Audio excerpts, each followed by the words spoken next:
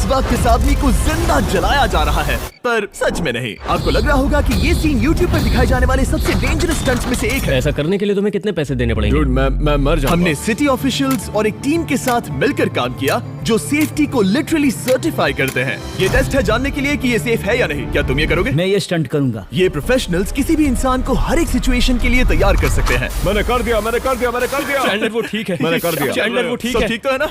Okay. शुरू करने से पहले ही उन्हें अंदाजा था कि फ्लेम्स कैसे बढ़ने वाली हैं और ये भी कि सबसे बुरा ये होगा कि ये छोटी सी बिल्डिंग बस 1 मिनट के लिए जलेगी, फिर हम इसे बुझा देंगे। और मुझे लगा नहीं था मैं ऐसा कहूंगा, लेकिन सेट पर जितने भी बॉयज थे उनमें से सबसे लॉजिकल वाला शायद नोलन था। जिमी को तुम्हें ये करने के लिए कितने पैसे देने पड़ेंगे? लगभग $5 लाख।